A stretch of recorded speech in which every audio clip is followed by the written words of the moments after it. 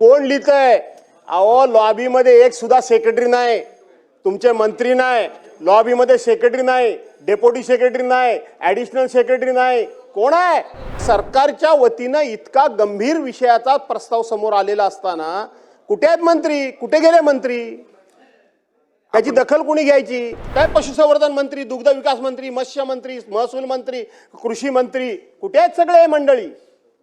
कोणच नाही. हे पीए तुमचे फक्त बसले तिथं, ती अदृश्य गॅलरी आहे म्हणून म्हणायचं. अदृश्य झाले कुठं ते सगळे? बघू जरा काय लिहिलं तुम्ही ते मंत्री महोदय, काय काय बघू जरा काय लिहिलं ते. नोंद घेताय तुम्ही म्हणता ते बघू जरा, कागद जरा पाठवा बघू. कोण लिहितंय? अहो लॉबी मध्ये एक सुद्धा सेक्रेटरी नाही, तुमचे मंत्री नाही, लॉबी मध्ये सेक्रेटरी नाही, डेप्युटी सेक्रेटरी नाही, ऍडिशनल सेक्रेटरी नाही, कोण आहे?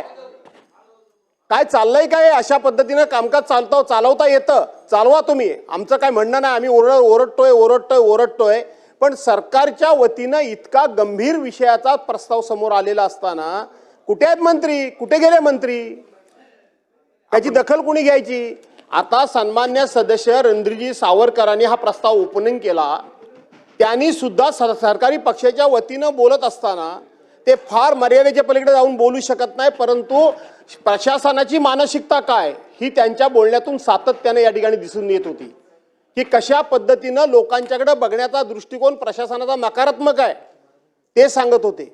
आम्ही केवळ टीकेला टीका करण्याकरता या ठिकाणी नाही आहोत. म्हणून मी म्हटलं की कुठे आहे पशुसंवर्धन मंत्री, दुग्ध विकास मंत्री, मत्स्य मंत्री, महसूल मंत्री, कृषी मंत्री, कुठे आहेत सगळे मंडळी? कोणच नाही. हे पीए तुमचे फक्त बसले तिथं, ती अदृश्य गॅलरी आहे म्हणून म्हणायचं. अदृश्य झाले कुठं ते सगळे? दादासाहेब आपण मुद्दे मांडा. मी मुद्दे मांडतो, काय हरकत नाही, पण ते कशा करता मांडायचे? लिखित देऊन टाकतो सगळं, म्हणजे लवकर आटपता येईल. नाही बोला, आपण बोला. तेच सांगतोय ना. नाही पण सागरजी चुकीची आहे का? बोलवा ना. हा हा हो येतात, बोला आपण येतात.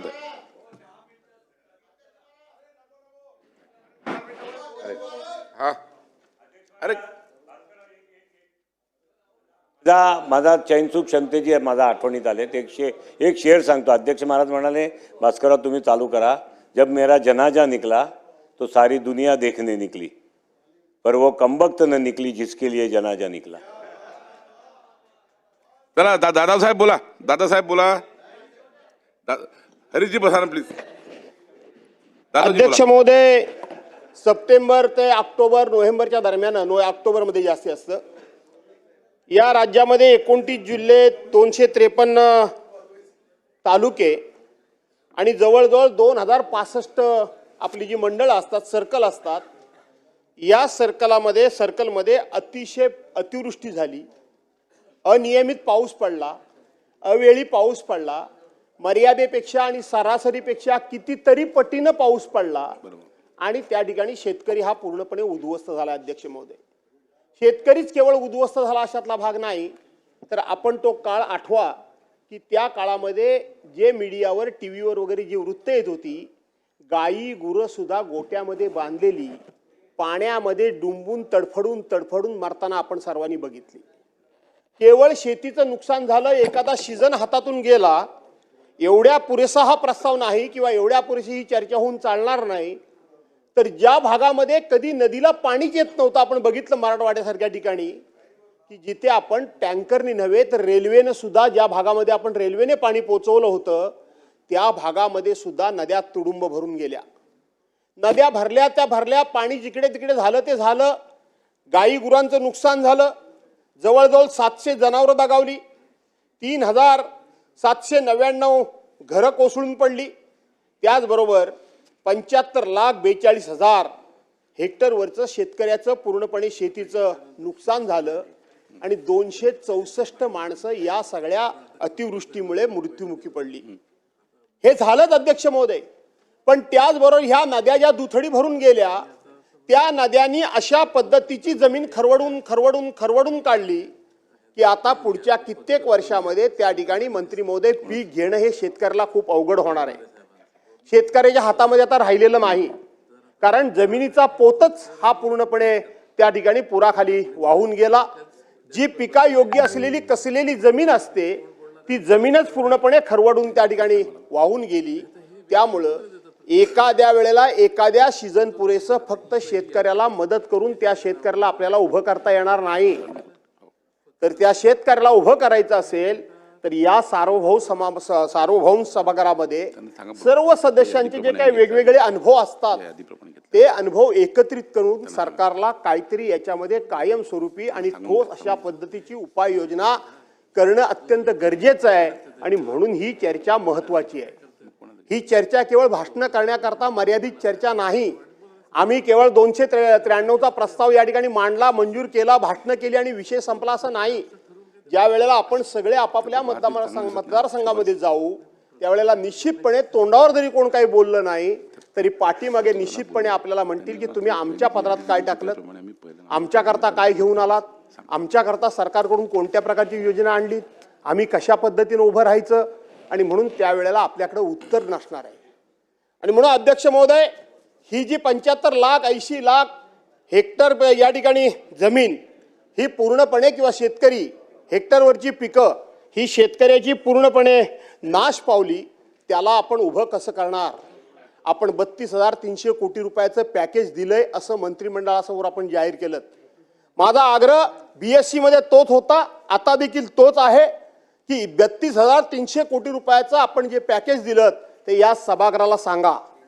त्या पॅकेजच्या माध्यमातून तुम्ही शेतकऱ्याला कसं उभं करणार, त्याची गुरंढोरं कशी त्या ठिकाणी पुन्हा त्याच्या गोट्यामध्ये येणार, त्याचा दुग्ध व्यवसायाचा धंदा पहिल्यासारखा कसा चालणार, कापूस व्यावसायिक कापूस पिकवणाऱ्या शेतकऱ्याला एक काळ तुम्ही 12 आणि 15,000 रुपये पर आपली ही क्विंटल दर मागत होतात. आज गेले 4-5 वर्ष 6,200 रुपयाच्या पुढे शेतकरी गेला नाही. एक काळ तुम्ही 8,000 रुपये सोयाबीनला दर मागत होतात. आज 3,200 रुपये क्विंटलच्या पुढे सोयाबीनचा शेतकरी जात नाही. दिवसागणिक महागाई वाढली आहे आणि महागाई वाढलेली आणि शेतकऱ्याच्या पिकाचा दर मात्र त्या ठिकाणी दिवसेंदिवस खाली यायला लागलाय. त्यातून तो रडत कडत कुडतडत काहीतरी करत होता, पण आता ह्या पुरामुळे तो पूर्ण उद्ध्वस्त झाला. आणि म्हणून आग्रह असा होता की त्या 32,200 कोटी रुपयाची विगतवारी कशी होणार आहे, ती त्याला कधी मिळणार आहे, ती कशा स्वरूपात मिळणार आहे. कारण या ठिकाणी वळसे पाटील साहेब बसलेत. अनेक वेळेला सरकारनं वेगवेगळ्या, मग आपण असू ते असतील कोणी असेल, त्यांनी पॅकेज त्या वेळेला शेतकऱ्यांना द्यायच्या घोषणा केल्या.